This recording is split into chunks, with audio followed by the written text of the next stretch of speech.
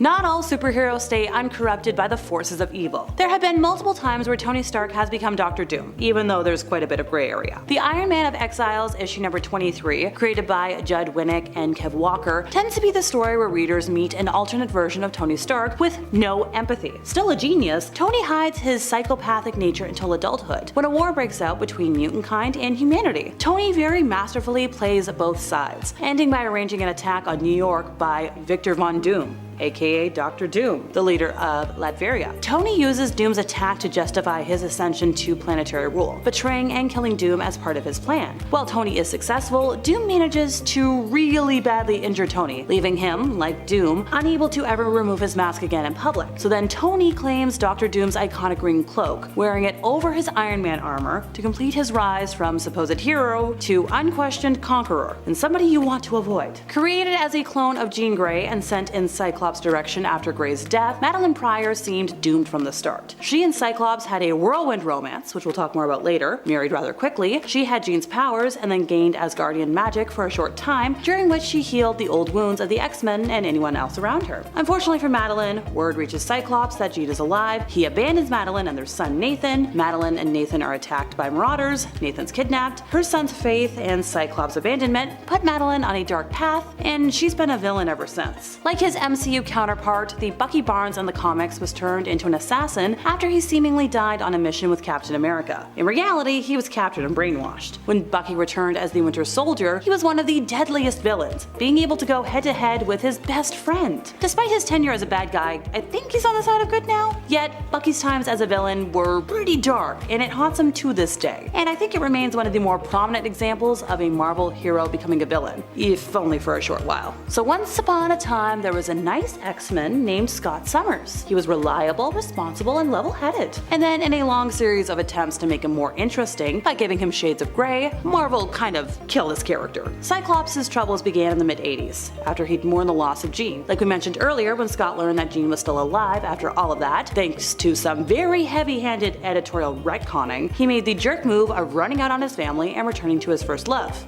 Strike one. Years later, in an effort to save his son's life, he merged with Apocalypse, which left him a changed man even after he was restored. Undertaking one really bad decision after another, such as letting a new mutant kill her enemies, Scott was eventually possessed by the Phoenix Force, killed Xavier, and remade the world into a totalitarian state. When that crisis ended, he was sent to prison, but escaped and became a revolutionary, taking a hardline approach to doing whatever is necessary to aid mutants around the world. He even opened his own secret mutant training academy at an old Weapon X facility, which stood in contrast to the New York school now run by Wolverine, which carried on Xavier's original vision. Back in 2004, Wanda Maximoff had a nervous breakdown and launched a magic-fueled attack on the Avengers that nearly destroyed them. Ant-Man, Hawkeye, and Vision were killed, Avengers Mansion was destroyed, and the Avengers disbanded. It was known as Avengers Disassembled, and it paved the way for the launch of the new Avengers in 2006, with A-list characters like Spider-Man and Wolverine added to the roster. Look, in Wanda's defense, learning that the twin boys you had with your android husband were just magical constructs and not real, and that your friends erased your memories of them, I think that would send anybody over the edge. She later made mutants an endangered species. It was all retconned, of course, in order to allow Scarlet Witch back onto the team. Look, her offspring were brought back to life in Young Avengers, and everybody that died and disassembled was eventually restored to life in other titles. But yeah, Wanda did some damage. Superboy Prime, who debuted in Crisis on Infinite Earths as the Superboy of an alternate universe, our real-world universe if you can believe it, is a classic study of good guy gone bad. But at the end of the day, he was just a naive, immature brat who wasn't really ready for the expectations placed on him. Along with Superman and Lois Lane of Earth 2 and Alexander Luthor of Earth 3, Superboy Prime was sequestered in a pocket dimension at the end of that first crisis, as DC Comics' multiple dimensions collapsed into one. Years later, they escaped that dimension in Infinite Crisis, which is when things went bad.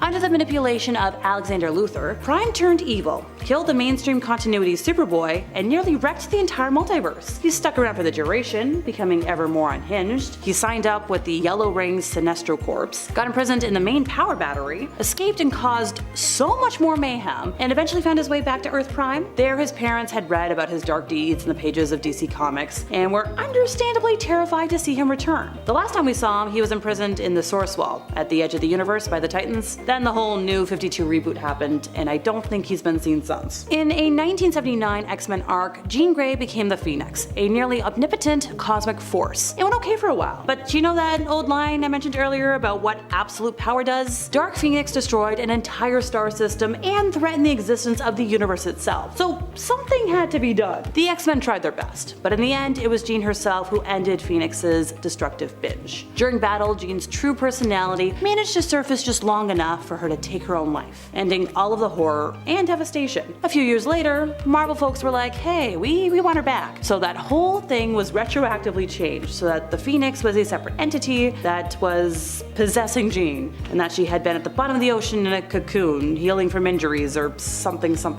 Well, Jean died a second time after learning to control and wield the power of the Phoenix without it corrupting her. A younger version of Jean from before she became the Phoenix now exists and is stuck in the present, having been brought forward in time. Initially, the Injustice God Among Us line of comics were meant to be nothing more than a tie-in to the very popular video game franchise of the same name, but they soon grew in popularity and took on a life of their own. The basic premise of the plot is the same as that of the game. Superman goes dark following the slaying of Lois Lane and what she was growing, punches a hole in the Joker, then enacts a very vicious and really awful dictatorship over the entire populace of Earth. So Kal-El starts his crazy regime with some really big goals in mind, but he quickly loses track of himself and starts killing anybody who speaks out against him. I'm talking Hawkman, Shazam, Green Arrow, all perish directly at the hands of Clark Kent himself. And that's just the beginning. Batman leads a resistance force against Superman that ultimately succeeds in bringing him to justice, but only after several more years of a lot of things being spilled. I think Hal Jordan is the most famous of DC's Green Lanterns, and he was also one of the first major superheroes to really go bad in a significant way. The events of 1994's Emerald Twilight storyline see him driven to madness by the destruction of his hometown at the hands of cyborg Superman, and he goes to some rather extreme lengths in an attempt to rectify the tragedy. He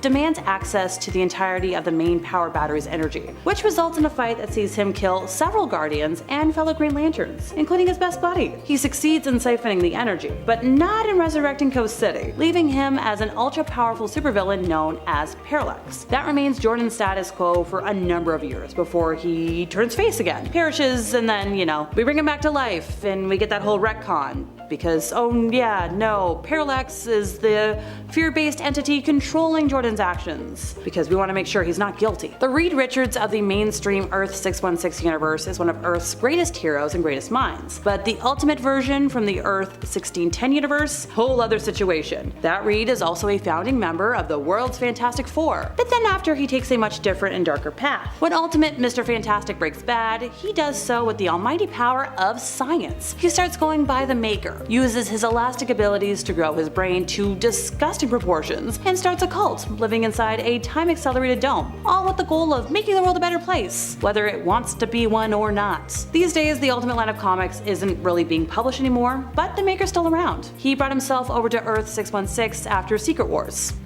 Kicking off the list at number 10, Sandman. William Baker entered the world of comics in 1963 with Amazing Spider-Man issue 4. He was seen as one of the main villains in Spider-Man 3, and yes, he was at one point an Avenger. Who knew? So when Flint Marko held the mantle of Sandman, he bumped into the Thing, and they had a little heart-to-heart, a little chat about life and how to use your abilities perhaps for, for good. So he started to help Spider-Man a bit here and there, and then in Avengers issue 329, Captain America announced a new Avengers team, and on that roster was the Sandman. He was one of the 7 reserve members. He of course didn't last because, well, he was a reserve member for one, and coming from the villain side already, I'm sure he had one foot out the door anyways. Shame. And before we continue on with this list, guys, if you haven't already, make sure to hit that like button down below because those little thumbs up are great for the page and great for our studio. You guys are the best. Thank you so much for watching. Now back to some Avengers who became villains. Number 9, Sentry. Making his first appearance in Sentry issue 1, of course, Robert Reynolds was a struggling addict who made his way into a laboratory and discovered something called the Golden Sentry Serum. So of course he consumed it, and then he got the surprise of a lifetime when he was then given the power of 1,000,000 exploding suns. That's a lot of power. That plus a homemade costume equals a brand new superhero. Robert fought alongside the X-Men, the Fantastic Four, then the New Avengers. Things changed for Robert when Norman Osborn decided to put together a little team of his own, the Dark Avengers. So Sentry was also once a Horseman of Death, serving alongside Banshee, Grim Reaper, and Daken. He even considered himself as the heir to Apocalypse at one point, so definitely not an Avenger anymore, for sure. Number 8, Namor. King Namor is of course Marvel's version of Aquaman. He's the king of the seas, and he's also not a fan of metahumans, surprisingly. He mostly would go head to head with Black Panther and Wakanda. He wasn't a fan of Wakanda. He often attacked it quite a bit. He was asked to join the Avengers back in 1963 in Avengers issue 16, but he declined. Too cool for school. We get it. All right, cool. He did join for a brief amount of time though, but when the Avengers vs. X-Men happened, he stood with the X-Men and he fought Luke Cage and the Thing. What a traitor. I mean, he's not the worst, but if you're not with the Avengers, you're clearly against them, especially after you've helped them out for a bit and then you change your mind. Come on, dude. Number 7. The Incredible Hulk. So Thor Ragnarok was loosely based off the Planet Hulk storyline. I say loosely because, well, the comics, that story didn't end up going so well, obviously. Because on Sakaar, the rocket that he arrived in ended up blowing to smithereens, causing some casualties that left the Hulk a little heartbroken, to say the least. So he rolls his shoulders back a few times, and then he heads back to Earth, and thus begins the World War Hulk storyline.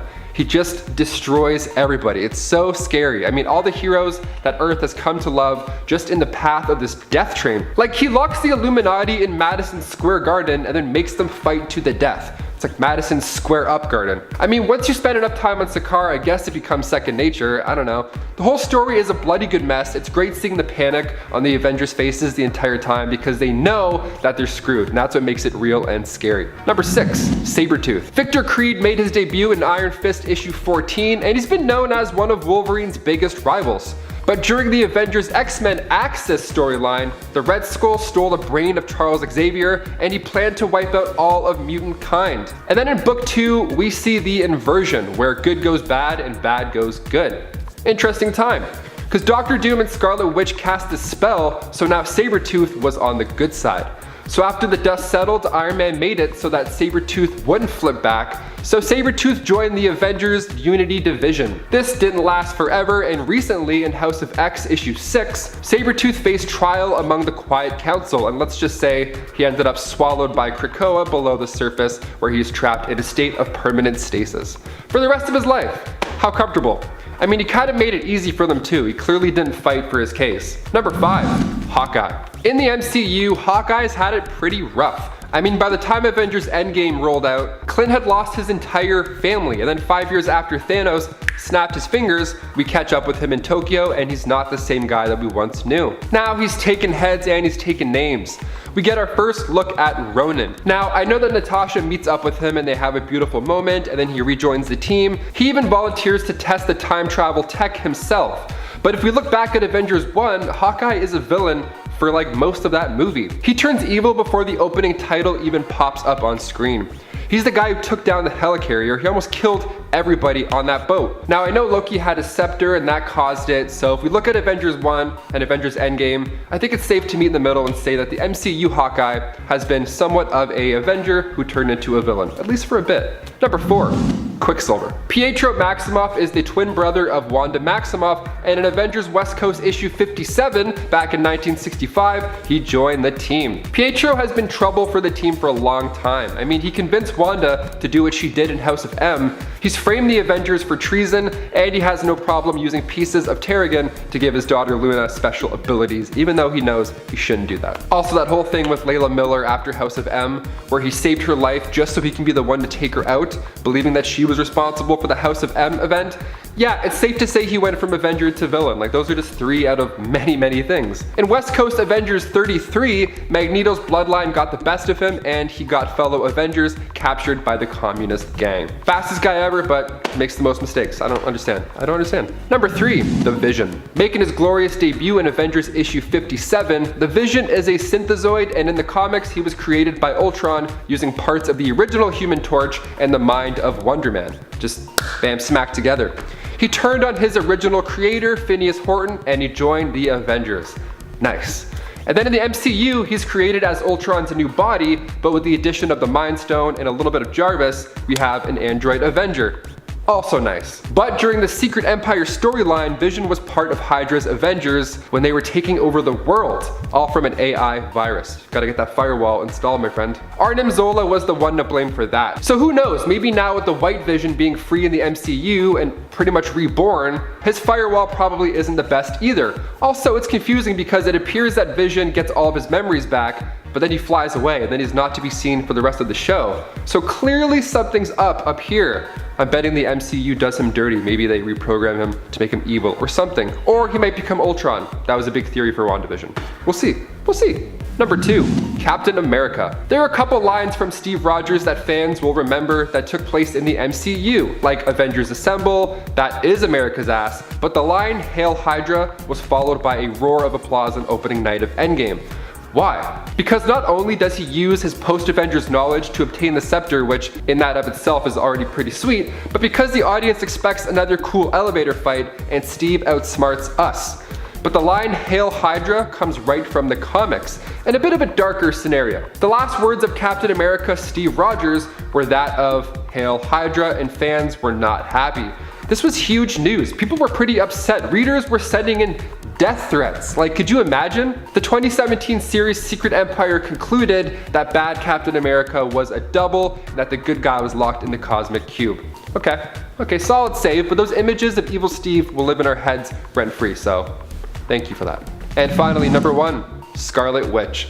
Of course, I'm saving her for last, of course. She's the daughter of Magneto and the twin brother of Quicksilver, aka Pietro Maximoff. Now, she was on her father's Brotherhood of Evil Mutants, but at one point she did of course join the Avengers as well. She's one of the biggest Marvel characters ever, and during the events of M-Day, she spoke those 3 words, no more mutants, and just like that, a mass amount of mutants were depowered or wiped out. That large number being 986,618, only leaving a couple hundred left. That's crazy, that's like Thanos level destruction almost. And then in the MCU as well, we just watched Wanda become a villain over a 9-week period. She had a mental breakdown similar to M-Day, and she trapped Westview in her hex. Now, of course, she frees everybody and things look pretty back to normal, kind of, by the end of the show. But with that after credit scene of her studying the Darkhold, and with the given knowledge that Wanda is in the next Doctor Strange movie, she's for sure going to become a villain. Even for a little bit, she'll be a villain, for sure. I can't wait to see what else she does. She looked like she was studying up pretty fast while she was sipping tea on her doorstep, so I don't know. Her mind's crazy. She can do anything she wants. At number 10 is Quentin Quire, aka Kid Omega, who's a prime example of an Omega level mutant who strayed down the dark path of villainy. Initially nurtured by Professor Xavier, who hoped for his potential, Quire's journey took a sinister turn. He formed the notorious Omega Gang, a group hell-bent on mercilessly attacking and, in some instances, unaliving non-mutants. What's truly remarkable, or perhaps terrifying, about Kid Omega is his status as not just an Omega level mutant, but a beyond Omega level mutant. His powers transcend the boundaries of mortality, allowing him to persist even beyond physical demise, an ability that he's exploited multiple times. But here's the twist. Quentin Quire's mental instability wasn't solely his own doing. He was a pawn in the grand scheme of Sublime, the true architect behind this nefarious substance that further warped Kid Omega's mind and corrupted his gang members. At number 9 is Mr. M. Mr. M is a name shrouded in enigma who holds a unique place among Omega level mutants who walk the thin line between heroism and villainy. This dude's abilities encompasses an astounding array from the psionic manipulation to telekinesis, telepathy, and the awe-inspiring power of energy manipulation. But his story takes a twist that mirrors the complexity of the mutant world itself. See, Mr. M's descent into darkness was triggered by a chilling prophetic vision, a harbinger of his transformation into a destroyer. You see, he believed that salvation for his cherished mutant town, a place he'd adopted after years of wandering, lay in eradicating all sickness and corruption. His intentions, albeit misguided, were fueled by a deep desire to protect his home. Though he ultimately failed in his quest, Mr. M remains an anomaly, one of the rare mutants who retain their powers after the cataclysmic M-Day event, leaving us to ponder the intricate interplay between power, purpose, and the blurred lines of heroism and villainy. If you're enjoying this video so far, you can support the channel by pressing like, subscribing to Top 10 Nerd, and ringing the notification bell. At number 8, we have Shadow King. Shadow King was born from the darkest recesses of human consciousness and is a complex and formidable Omega-level cosmic entity turned villain. Emil Frank, the mutant vessel for this malevolent entity, who's the mutant in question, possesses the power of telepathy that rivals even Charles Xavier. His psychic dominance extends beyond the ordinary, effortlessly manipulating formidable telepaths like Marvel Girl and Psylocke. But their true menace lies in his ethereal existence, requiring a host body to manifest in the material world. This parasitic attachment grants him extraordinary powers, but also vulnerability, as the demise of his host can disrupt his astral essence for extended periods. The Shadow Man's sinister history includes collaborating with Baron von Strucker to destabilize Britain before the Second World War, aiming to reshape global politics. His awareness of future events, the rise of the X-Men, and Charles Xavier adds a layer of intrigue to his villainous persona. The Shadow King's multi-universal presence and insidious abilities make him a formidable adversary, demonstrating the dark potential of Omega-level mutants when they fall into villainy. At number 7 is Magneto. Max Eisenhardt, also known as Magneto, stands as one of Marvel's most complex characters. See, initially he embodied the quintessential mutant villain, diametrically opposing Charles Xavier's dream of mutant-human coexistence. Magneto, who was a survivor of World War II, witnessed humanity's darkest facets, making peaceful integration unimaginable for him. Instead, he advocated for mutant supremacy in a genetic war, perceiving humans as the adversary. However, Magneto's narrative trajectory defies simple classification. See, he oscillates between adversary and ally, often leading the X-Men himself. His dynamic character extends to his role as a father, overseeing the Scarlet Witch and Quicksilver in the Brotherhood of Evil Mutants, which evolved into a morally ambiguous faction. In contemporary storytelling, Magneto leans towards anti-heroism, driven by a fierce commitment to mutant protection. This complex evolution reflects the rich storytelling potential within Omega-level mutants, challenging the traditional hero-villain paradigm in the Marvel Universe. At number 6 is David Richards. Omega-level mutants are the cream de la crop in the mutant world, who usually stand as defenders of both mutants and humanity. But then there's David, a sinister twist in the narrative. He never reached the godlike heights of beings like Mad Jim Jaspers or Hyperion, but make no mistake, he's no ordinary mutant. Sentinels were like playthings for him. He manipulated Blink, teleportation virtuoso, into a macabre dance of suffering with thousands of innocent lives on the line. He's like, okay, imagine Professor X and Magneto and the Phoenix Force rolled into one malevolent entity, and you've got David. Thankfully, David himself never fully harnessed the Phoenix Force, but his penchant for terrorism sent shivers down spines everywhere. At number 5 is Scarlet Witch. Wanda Maximoff, also known as the Scarlet Witch, embodies the complex nature of Omega-level mutants gone awry in the Marvel Universe. Initially aligned with her father Magneto in the Brotherhood of Evil Mutants, she and her brother Quicksilver transitioned to heroism by joining the Avengers. However, Wanda's tumultuous history is marked by her struggles with mental instability and reality warping powers. Her pivotal role as the antagonist in the Avengers Disassembled and House of M storylines underscores her capacity for destruction. Notably, she dismantled the Avengers, rewrote reality during M-Day, and committed mass unalivings against Earth's mutant population. These cataclysmic events highlight the pearliest consequence of when an Omega-level mutant's powers are unhinged by personal turmoil. At number 4 is Omega Red. Before you all go yapping in the comments about how this dude's probably a beta-level mutant at best, he was described by Dazzler as an Omega-level mutant at one point, so I'm gonna try to defend him because he's actually really cool. Born Arkady Gregorovich Razovich, I definitely butchered that, I'm so sorry, in the depths of Soviet Russia, his past was veiled in darkness. There are interpretations of his origins where he was a mass unaliver, captured because his town was really small and there wasn't very many victims. But instead of facing justice, Razovich was handed over to the KGB for a sinister experiment, an attempt to create a super soldier akin to Captain America. The result was Omega Red, a mutant wielding superhuman strength, stamina, agility, and reflexes. His body also exudes lethal pheromones, aptly named lethal spores, which can swiftly extinguish the lives of ordinary humans. Yet this is just the tip of the iceberg. Implanted within his arms are retractable carbonadium tendrils, formidable weapons capable of ensnaring victims or lashing out like deadly whips. His endurance is staggering, allowing him to battle foes, including Wolverine, for hours without fatigue. At number 3 is Legion. Born from a secret union between Charles Xavier and Gabriel Haller, his early life was marked by tragedy and obscurity. A survivor of a brutal attack,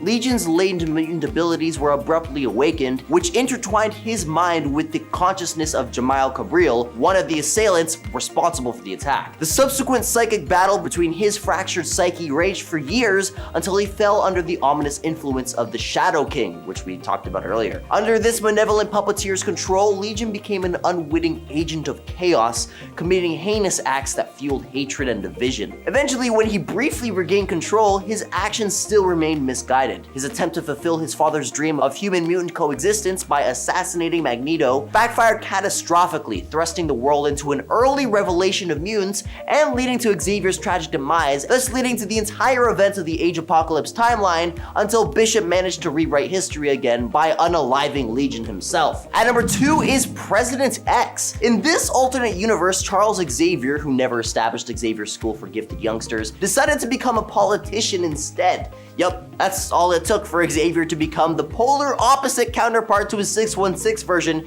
becoming completely wrathful, cruel, and a sadistic tyrant desiring nothing but total control over everyone around him. Absolute power corrupts absolutely, y'all. Though he's never revealed to be a mutant himself, it's speculated that Xavier's telekinetic abilities aided him in tracking down mutants across the nation. A stark contrast to his 616 counterpart, this Xavier exhibited a cruel and authoritarian rule, causing protests, notably from billionaire Anthony Stark. The catalyst for change arrived as Stark formed the Avengers to counter Xavier's regime, but unfortunately, Xavier's response proved devastating as a missile targeted the Avengers' Quinjet, obliterating its occupants. This tragic loss included iconic figures like Iron Man, Captain America, Thor, and wait a second, he took out Thor with the missile? Okay. With the big players gone, Xavier's oppressive reign expanded further, with all mutants confined to a grim prison in Texas, subjected to a psychological torment and horrific tendencies. And at number 1 is Vulcan, also known as Gabriel Summers, who emerges from the tangled web of mutant abilities as a formidable figure, overshadowing even his renowned brothers Scott and Alex. His tumultuous upbringing, marked by neglect and isolation, set the stage for his unparalleled powers. Unlike Scott's optic blasts or Alex's energy conversion,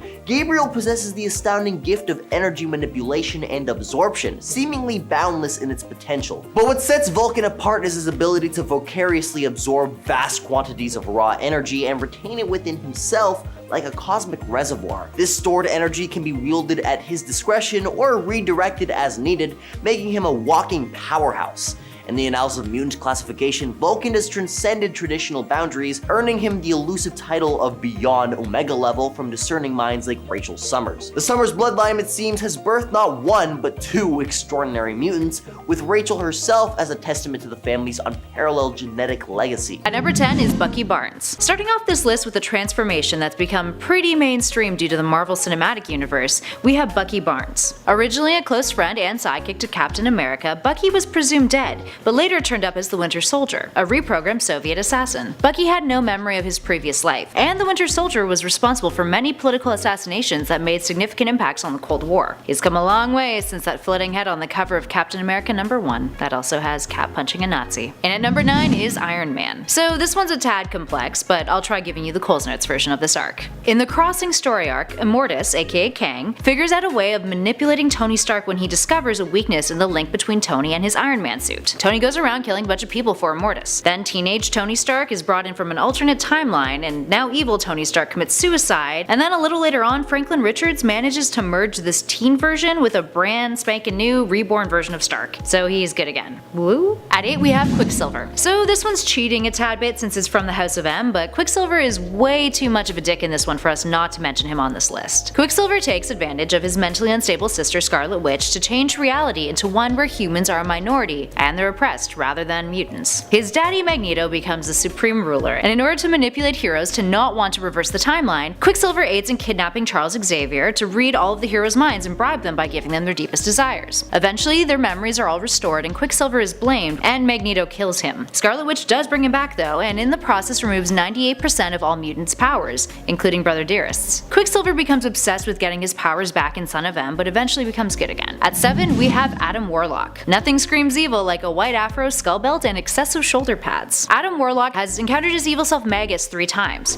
First, Magus goes to the past and rules a religious empire called the Universal Church of Truth. He then guides his younger Adam Warlock self down a path of evil so that the events of the future all go down. But young Adam catches on to this, and with Thanos' help alters the future, ultimately erasing Magus from existence. This isn't the end of Magus though. The second time we see him is when Adam gets his hands on the Infinity Gauntlet. He tries to split up good and evil from his soul, but it backfires and they end up taking a tangible form, the evil taking the form of Magus. And then he encounters him again when he tries to fix the space-time continuum. Up next at 6 is Hank Pym. Hank has gone through many ups and downs over the years, but during his time as Yellow Jacket, he goes through breakdown number 3. Yes, 3. And decides to attack an already defeated foe with his biostings when working with the Avengers. Captain America's all like, this is probably not a good idea. So he launches a court-martial hearing against Hank. Then naturally, Hank's progression is, I will build a giant robot to defeat the Avengers, but I'll be able to disable it and I'll be the real hero. And they'll see how valuable I really am. Of course, his wife Janet figures out what he's doing, protests, and then this causes him to slap the out of her. While it's one of the most famous depictions of domestic abuse in comics, it was actually a mistake. Bob Hall, the illustrator, misinterpreted author Jim Shooter's direction,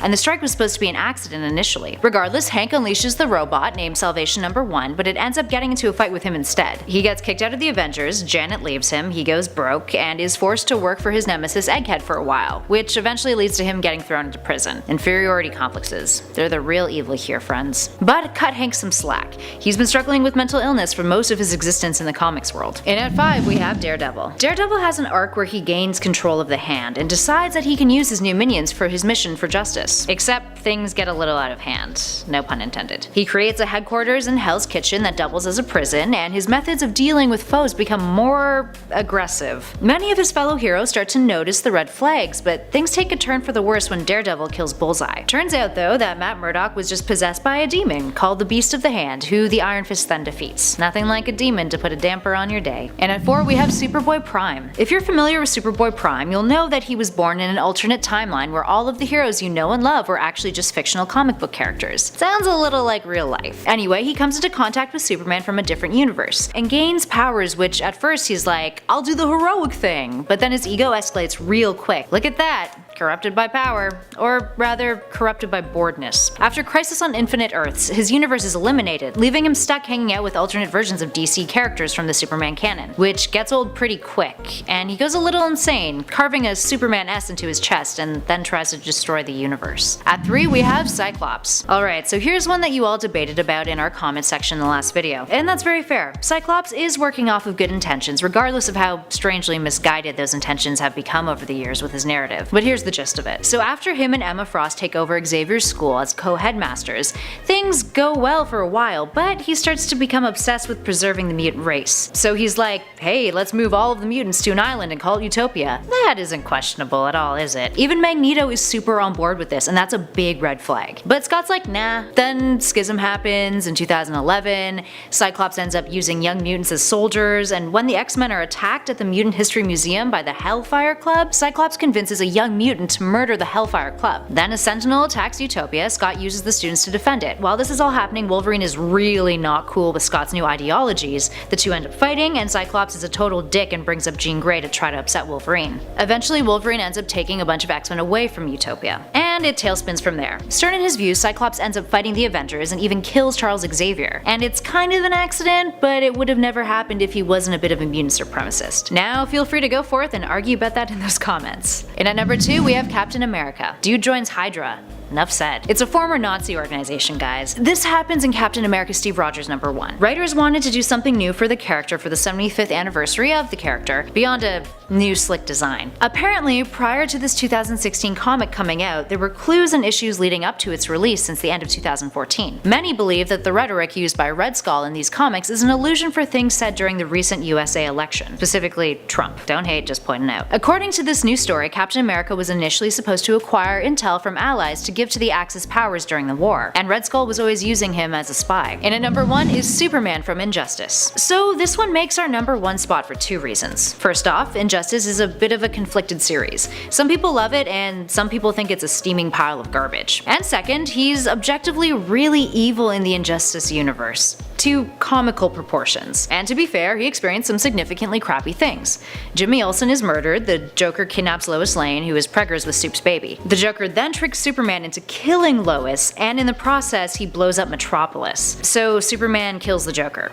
Like this. Then he becomes a total fascist tyrant until Batman recruits counterparts of our favorite heroes from an alternate universe to take on Superman, but there is still a huge war that happens because of it. For the record, I did enjoy the video game version of Injustice quite a bit, because it was super fun and Superman was significantly less irritating in it. Sorry guys, what do you think? Alrighty, kicking off the list at number 10, Hal Jordan. Okay, so this is one of DC's biggest controversies right off the bat. Green Lantern? Huh, more like Mean Lantern. Okay, so here's the deal. Back in the 90s when they brought our boy Kyle Rayner into the game, the company thought, hey, maybe it'll be a good idea just to make Hal Jordan a villain. Just for a little bit, you know, while we introduce an entirely new character. Sounds great. And then we have Emerald Twilight. And it showed a broken Green Lantern turned into the horrible Parallax, who of course is a popular villain now. But this was all sudden back in the day. I mean, fans didn't like how abrupt and messy it was when it happened. So Green Lantern Rebirth ended up retconning it a decade later. Man, I'm still waiting to see what happens after that Green Lantern after credit scene.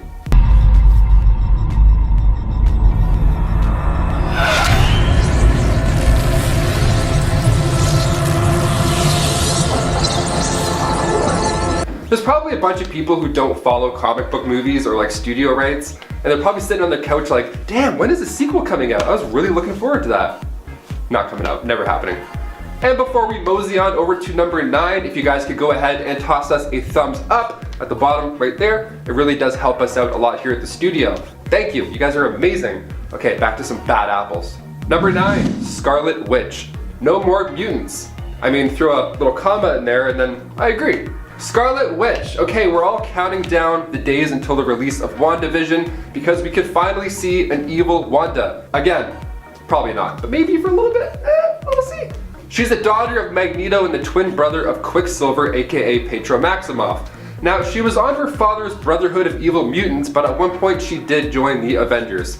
Hero badge, achieved.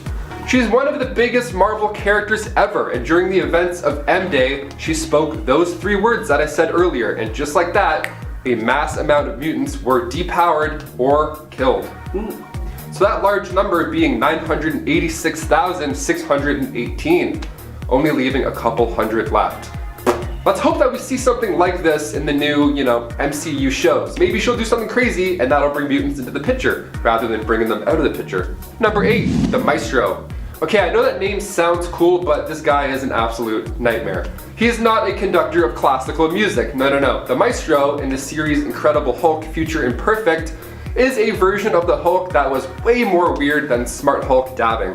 I know, it's close second. Making his first appearance in a vision in the Incredible Hulk Volume 2 issue 401, Maestro was the main antagonist in the Incredible Hulk Future Imperfect storyline. Weird, let me explain. The story takes place about 100 or so years in the future after a nuclear war put the planet close to extinction. Kinda like where we're heading now. This alternate future version of the Hulk Maestro had been absorbing all of this nuclear radiation the entire time and then ended up becoming one of the strongest things on the planet. Obviously.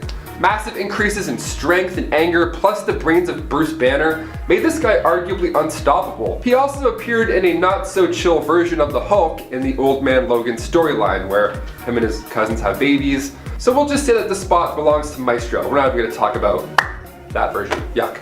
Number 7, Steve Rogers. Okay, there are a couple lines from Steve Rogers that fans will remember from the MCU, like Avengers Assemble, that is America's ass. But the line Hail Hydra was followed by a roar of applause opening night, because not only does he use his post-Avengers knowledge to obtain the scepter, which in that of itself is already a great moment because the audience expects another cool elevator fight, and then Steve outsmarts even us. But the line Hail Hydra also comes right from the comics, in a bit of a darker scenario this time around. So the last words in Captain America Steve Rogers were that of Hail Hydra, and fans went nuts. This was huge news. People were pretty upset. I mean, readers were annoyed that this was only done for shock value. The 2017 series Secret Empire concluded that Bad Cap was a double and the good guy was locked in the Cosmic Cube. That's better. I mean, I guess that's better. Number 6, Superboy Prime. Superboy Prime. Yes, of course. Crisis on Infinite Earths is one of the biggest events to happen in DC history. It literally reshaped the universe. And it all comes down to Superboy Prime.